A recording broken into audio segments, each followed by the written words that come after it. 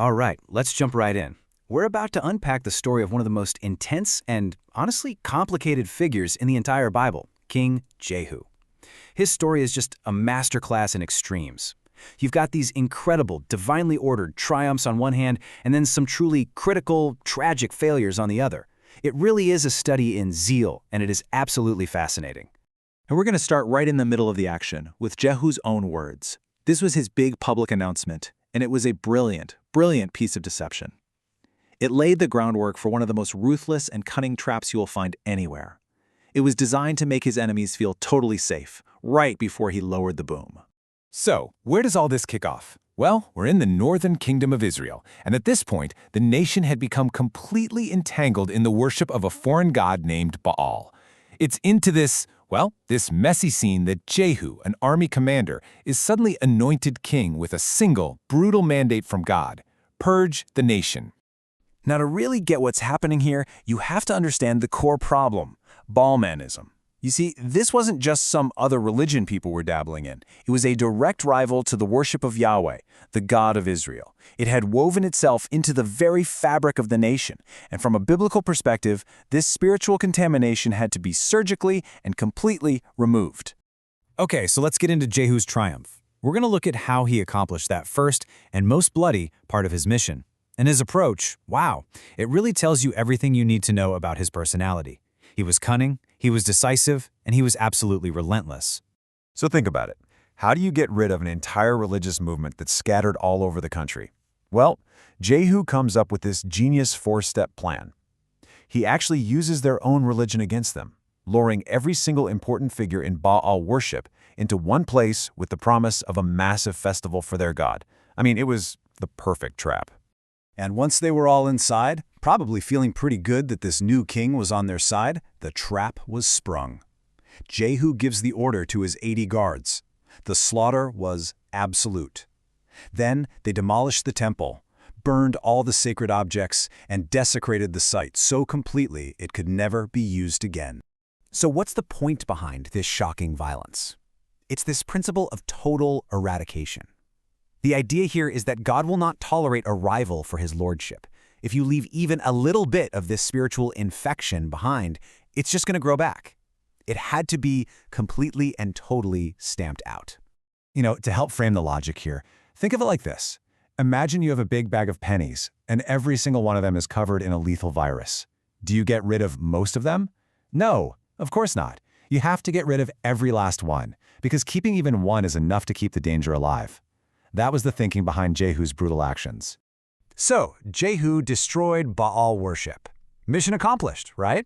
He did exactly what he was told to do, and he was even praised for it. But the story doesn't end there. The biblical account pivots on this single, powerful word that changes absolutely everything.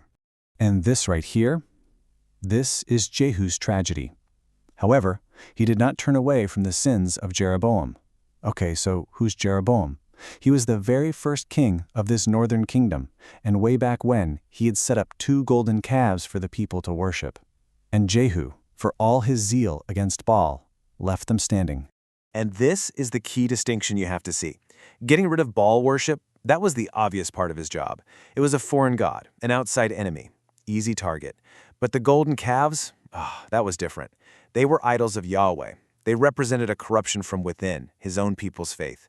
Tearing them down would have been politically risky, and it would have required a much deeper level of spiritual understanding and commitment.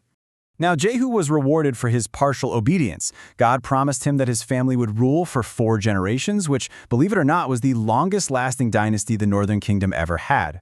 So he got the reward for the job he did. But the text is about to make a crucial point about his heart. And this line just brilliantly illustrates the core of his tragedy. Were his actions zealous? Oh yeah, but his heart wasn't fully in it. He wasn't careful to follow God with all his heart. You see the difference? He did the big, bloody, obvious task, but he missed the deeper, more personal act of full devotion.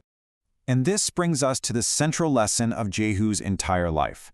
This profound difference between simply performing an action for God versus having a heart of true devotion to God. Just look at this comparison.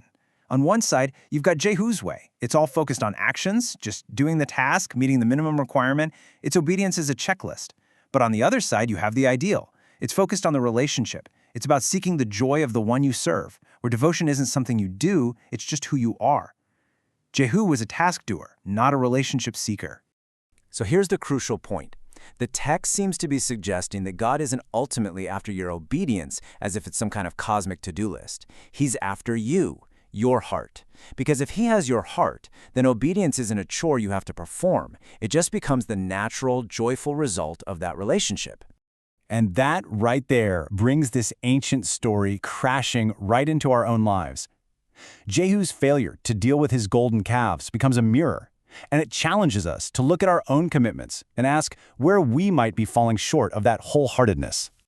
The question Jehu's story really forces us to ask ourselves as a personal one. Jehu stopped at the golden calves. He wasn't willing to go any further. So where do we stop?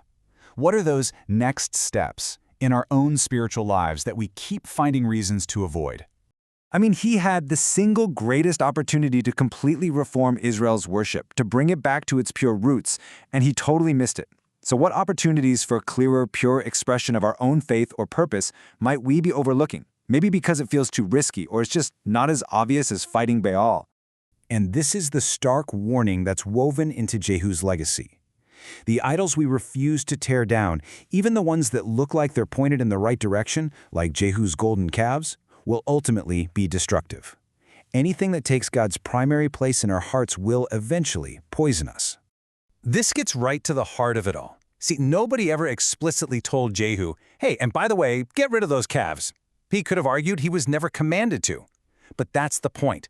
If your relationship is deep enough, if you truly know someone's heart, you don't always need to be told. You just know what would bring them joy. And this leaves us with a final, really provocative thought.